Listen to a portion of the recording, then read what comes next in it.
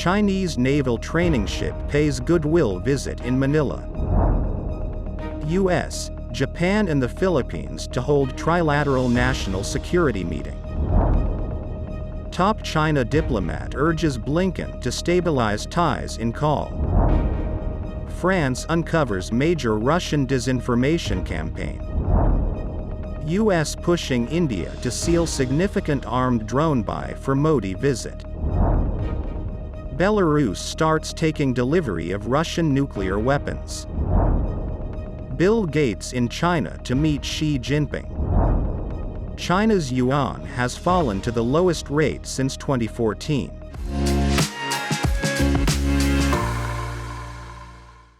Hello, I'm Johnny. Thank you for joining us on Funday News. It's Thursday, June 15th, and here are your top stories. China's ambassador to the Philippines said a Chinese naval training ship arrived in Manila on Wednesday for a Goodwill visit. According to the Philippine Navy, the port call was the first by a Chinese naval vessel since 2019, when 3 ships of the People's Liberation Army Navy Escort Task Group 539 paid a goodwill visit to the Southeast Asian country. The 165-meter-long Guang, China's most advanced naval training vessel, visited Vietnam, Thailand, and Brunei before arriving in the Philippines. In the port of Manila, the vessel was welcomed by a Chinese diplomat, members of the Filipino-Chinese community and reporters who were allowed to take a quick look on board the ship. The Chinese ship's visit until Saturday came a week after the Philippines hosted the first trilateral exercise with the Coast Guards of Japan and the United States. The maritime drill was seen as an effort among allies to step up cooperation against China's growing aggressiveness in the South China Sea. U.S. President Joe Biden is dispatching White House National Security Advisor Jake Sullivan to Tokyo this week for talks with his counterparts from Japan, Philippines, and South Korea. Sullivan will take part in the first ever trilateral meeting of the Japanese, Philippine, and U.S. National Security Advisors while in Japan. The White House National Security Council said Tuesday during Sullivan's 2-day visit that begins Thursday, Sullivan and his counterparts will discuss ways to deepen collaboration on a number of key regional and global issues. The United States and Japan set to hold their first trilateral maritime exercises this. The media said Sullivan's visit comes after U.S., Japanese and Philippine Coast Guard ships staged law enforcement drills in waters near the disputed South China Sea earlier this month. Washington has stepped up efforts to reinforce alliances in Asia amid an increasingly tense rivalry with China. Despite the tensions with Beijing, the U.S. administration has been eager to restart high-level communications with Beijing.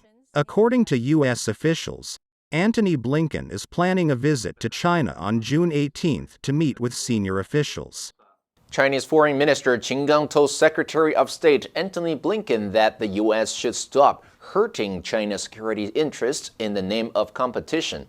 In a call, Qin also urged the U.S. to effectively manage differences to stabilize relations between the world's 2 largest economies.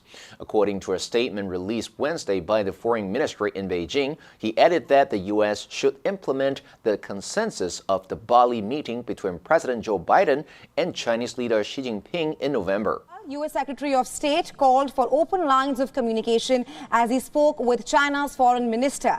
U.S. State Department spokesperson Matthew Miller said in a statement, the secretary discussed the importance of maintaining open lines of communication to responsibly manage the U.S.-PRC relationship to avoid miscalculation and conflict. A Blinken visit to Beijing was one of the main outcomes from the meeting between the top leaders in Bali. They haven't spoken since then, with Biden unable to secure a phone call with Xi after the infamous weather balloon incident. France said it has found a large-scale Russian disinformation campaign involving Russia's embassies and cultural institutes. Fake news hostile to Ukraine were made to look like they were published by French mass media. French Foreign Minister Catherine Colonna said on Tuesday this campaign is notably based upon creating fake internet pages to hack into the identity of national media and government websites, as well as by creating fake accounts on social media networks. We've all seen those pictures from Bucha. You and I, we've seen them before. What happened there should not happen. Colonna said that France had prevented a hybrid digital attack on her ministry's website, likely carried out by Russian state actors, as well as attacks on other government websites and French media sites. She added France believed there was a broader campaign to spread disinformation in France by Russian protagonists.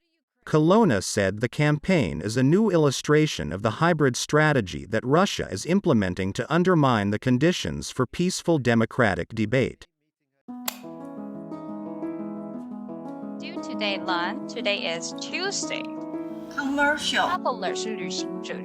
I have to wait for click. So he or she is at the Columbia Towers Hotel gift store. 所以他在这个饭店的礼品店，然后他要买东西。Okay, so let's take this chance and listen to the. 学习让生活充满乐趣。Funday 英语。 Reuters reported the Biden administration is pushing New Delhi to cut through its own red tape and advance a deal for dozens of U.S.-made armed drones before Indian Prime Minister Narendra Modi's state visit to Washington. A senior Biden administration official said that's going to be a decision that the government of India needs to make. Biden's national security advisor, Jake Sullivan, arrived in New Delhi on Tuesday to finalize preparations ahead of Modi's visit. According to a person familiar with the discussions as of last week, India's defense ministry had still not made up its mind about the number of drones it wants to buy. Earlier, the number was pegged at 30, but that was later revised to 24, and then further down to 18 last month. Sources cautioned that none of the numbers were final. India is also seeking components of the equipment to be domestically manufactured, something that could complicate any deal. Belarusian President Alexander Lukashenko has said his country has started taking delivery of Russian tactical nuclear weapons, some of which he said were 3 times more powerful than the atomic bombs the U.S. dropped on Hiroshima and Nagasaki in 1945. Lukashenko said in an interview with the Rossiya-1 Russian state TV channel, "We have missiles and bombs that we have received from Russia. The deployment is Moscow's first move of such warheads outside Russia since the fall of the Soviet Union." Russian President Vladimir Putin said on Friday that Russia, which will retain control of the tactical nuclear weapons, would start deploying them in Belarus after special storage facilities to house them were made ready. The Russian leader announced in March he had agreed to deploy tactical nuclear weapons in Belarus, pointing to the U.S. deployment of such weapons in a host of European countries over many decades. Belarus borders 3 NATO member countries: Lithuania, Latvia, and Poland. Reuters reported 2 people with knowledge of the matter said Microsoft Corp's co-founder Bill Gates is set to meet Chinese President Xi Jinping on Friday during his visit to China. The people said the encounter may be a one-on-one meeting. A third source confirmed they would meet without providing details. Gates tweeted on Wednesday that he had landed in Beijing for the first time since 2019 and that he would meet with partners who had been working with the Bill and Melinda Gates Foundation. The meeting will mark Xi's first meeting with a foreign private entrepreneur in recent years. The last reported meeting between Xi and Gates was in 2015, when they met on the sidelines of the Boao Forum in Hainan Province. In early 2020, Xi wrote a letter to Gates thanking him, and the Bill and Melinda Gates Foundation, for pledging assistance to China, including $5 million for the country's fight against COVID-19. Gates' visit comes ahead of a visit by U.S. Secretary of State Antony Blinken to China set to take place between June 18 to 19. The media reported China's yuan is at the lowest since 2022 by traditional metrics as economic growth has disappointed. The nominal rate is at a low of 2022 compared to the China foreign exchange trade system currency basket. But a foreign exchange strategist for Asian emerging markets at Macquarie Group, Chung-Trey Lee, said based on the real effective exchange rate against another currency basket from the Bank of International Settlements, the yuan is actually at the lowest since 2014. However, markets got an early hint of what may be on the way when China's central bank announced a surprise cut to key interest rates on Tuesday. And on Wednesday, the yuan rose 0.3% against the dollar to 7.147, even as the U.S. Federal Reserve indicated more rate hikes are coming after holding off at its just concluded meeting.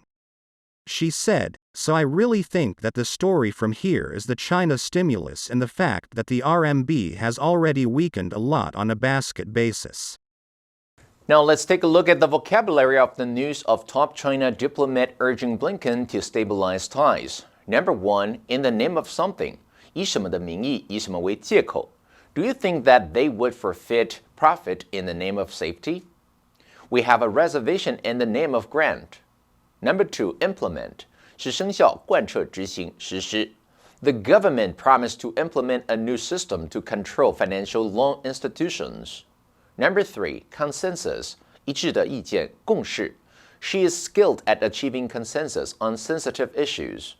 And that's all for today's Funday News. Be sure to tune in to Funday News from Monday to Friday and click the link below to join Funday for free. I'm Johnny Wu, your host. I'll see you next time.